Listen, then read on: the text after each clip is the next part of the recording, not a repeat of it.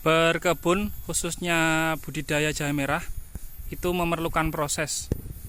Jadi sebagai pembudidaya jahe merah kita harus berproses. Simak terus kunjungan kami dari Aksara Agro and Farm ke teman kami dalam budidaya jahe merah di MDPL rendah kali ini. Bismillahirrahmanirrahim. Assalamualaikum warahmatullahi wabarakatuh. Ya teman-teman, sesuai judul kali ini, jadi kita ingin menyampaikan realita berkebun jahe merah. Jadi poin yang akan kami angkat di sini itu semangat dalam budidaya jahe merah ataupun komoditas yang lain, dan dalam berkebun atau bertani atau bahkan beternak ya, itu semuanya itu memerlukan proses teman-teman, jadi tidak instan. Nah, Aksara pernah ke sini dulu saat kami menyampaikan tentang adanya solar panel. Jadi teman kami ini sudah melakukan beberapa inovasi di kebunnya. Yang pertama itu kemarin membuat solar panel yang cukup murah dan gratis akhirnya untuk suplai listrik tiap bulannya. Lalu kemudian membuat sumur untuk suplai air, dan ini cukup menggunakan pompa hidroponik. Ini cukup murah sekali. Jadi di sini untuk penampungannya. Nah, kali ini kunjungan kami yang kedua dan akan kami sampaikan untuk pelajaran kita bersama buat teman-teman. Itu tentang ya realita lah. Kita menyampaikan realita berkebun. Jadi di sini kita di Aksara itu kita menyampaikan apa adanya. Jadi yang bagus kita share, yang kurang bagus juga akan kita share karena bisa jadi untuk pelajaran teman-teman yang lain agar tidak terjadi atau terulang lagi. Nah, kami ucapkan terima kasih bagi teman-teman yang sudah mengunjungi video kami. Bagi teman-teman yang baru pertama kali berkunjung, kami ucapkan terima kasih. Simak terus penjelasan dari kami ini. Jadi lokasi teman kami ini berbeda dengan lokasi kebun Aksara. Kalau di kebun Aksara jahe merah itu posisinya di MDPL 520-an teman-teman. Jadi di dataran tinggi. Lalu kalau di sini itu di MDPL sekitar 50-an, jadi di dataran rendah. Nah, jadi secara geografis itu berbeda, dan penanganan jahe merah tentu juga berbeda teman-teman. Nah, yang sama itu model penanamannya itu kalau di Aksara menggunakan polybag ukuran 50, sedangkan di sini menggunakan karung putih seperti ini teman-teman. Nah, lalu karena geografisnya berbeda, itu efek panas dari sinar matahari saat musim kemarau juga jauh lebih berbeda. Jadi berbeda kalau kita menanam jahe merah seperti di Aksara di dataran tinggi teman-teman.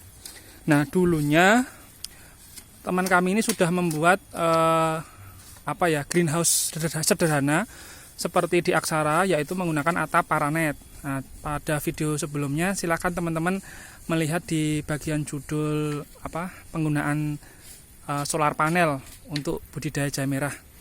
Nah, lalu karena geografis di MDPL rendah ini untuk penggunaan paranet itu kurang bisa mengimbangi dengan kondisi alam, baik saat panas atau kemarau, bahkan saat hujan, dan sudah diupayakan memasang paranet, tetapi tetap saja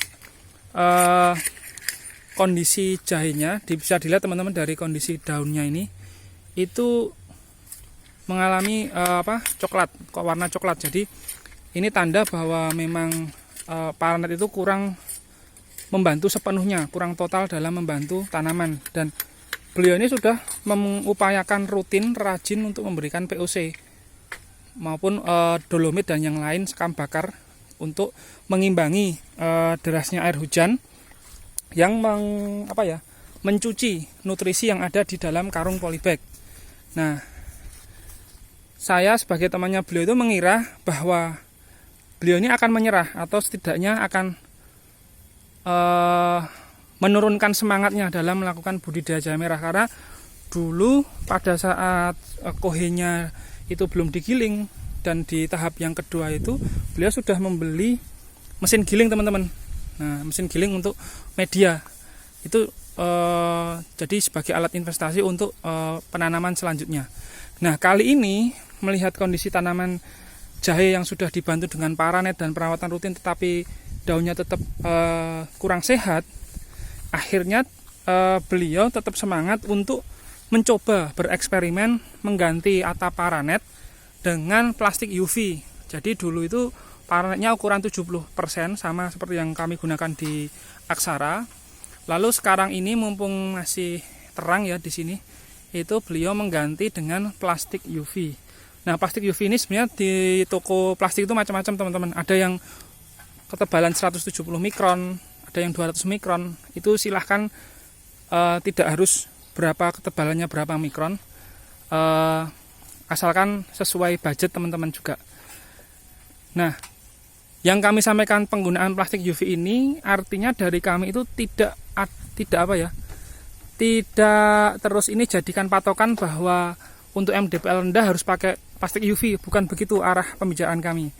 Jadi yang arah pembicaraan kami ini bahwasanya dalam berkebun apapun itu semuanya itu ada proses yang harus kita jalani, artinya tidak instan.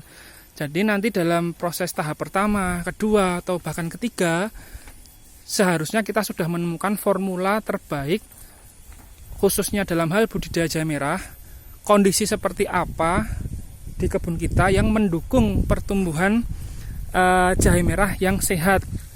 Jadi kita tahu jahe merah yang sehat pertumbuhannya pada saat musim hujan, apa yang harus kita lakukan di geografis kita. Lalu saat musim hujan juga kita mengetahui dari pengalaman musim hujan sebelumnya dalam kita merawat jahe merah, formula apa yang mendukung, infrastruktur apa yang mendukung dalam melakukan merawat jahe merah. Nah, itulah seninya kita dalam berproses sebagai petani atau berkebun bahkan beternak. Nah, kalau kita melihat kondisi warna daun jahe merahnya, jadi pada video sebelum ini kita sudah menyampaikan informasi. Ini kan warnanya daunnya coklat ya teman-teman, ada yang coklat, lumayan banyak coklat. Kita sudah menyampaikan mendeteksi daun coklat pada jahe merah seperti apa yang kondisi jahe merahnya itu sehat dan yang kurang sehat atau pesakitan. Nah, kalau dilihat dari sini itu memang daun coklatnya ini bergerak dari atas. Nah, yang bawah itu masih hijau. Artinya ini memang kurang sehat atau pesakitan. Nah, lain halnya kalau warna yang di bagian batang di bawah ini sudah coklat, lalu yang di atas masih agak hijau muda, artinya ini sudah cukup umur. Tapi kalau melihat kondisi ini, itu belum cukup umur untuk panen, tapi melainkan ini kondisi jahenya memang betul kurang sehat. Nah, jadi langkah teman saya yang langsung bergerak untuk mengganti atap paranet dengan plastik itu layak diapresiasi karena semangat beliau untuk melakukan eksperimen pada musim hujan ini, dan semoga nanti pada tahun mendatang beliau sudah bisa menemukan formula perawatan jahe merah di MDPL rendah. Nah, jadi antara saya dengan beliau ini cukup komunikatif karena kami saling bertukar pikiran meskipun ini usia jahenya sama dengan jahe pertama di Aksara, ini usia 6 bulan teman-teman. Nah, tapi apa yang saya lakukan di Aksara itu tidak bisa persis di copy paste di kebun beliau. Begitu pula di kebun beliau tidak bisa saya langsung copy paste di kebun Aksara. Nah, itulah seninya berkebun. Jadi yang harus diapresiasi itu tetap semangat, lalu cukup responsif kita melihat gejala perubahan warna daun. Jadi kita perlu melakukan tindak lanjut seperti apa. Nah, untuk paranet untuk plastik UV ini pemasangannya simple, jadi cukup dipaku teman-teman, cukup dipaku. Nanti secara keseluruhan ini cukup dipaku teman-teman.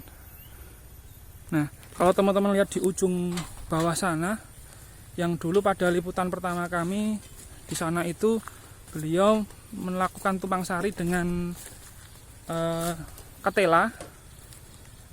Jadi tujuannya ketela pada saat itu beliau bereksperimen sebagai teduhan jahe teman-teman. Nah, karena kalau langsung dalam satu lahan dari 2 angkatan jahe merah ini semuanya pada saat itu langsung dikasih paranet, itu kayaknya kurang ada eksperimen, sehingga beliau melakukan yang lahan bagian petakan atas ini dikasih paranet dulunya, lalu yang bagian bawah itu teduhannya dengan menanam ketela. Nah, alhamdulillahnya ketelanya sudah panen dan sudah menghasilkan, namun jahenya kalah dengan hujan.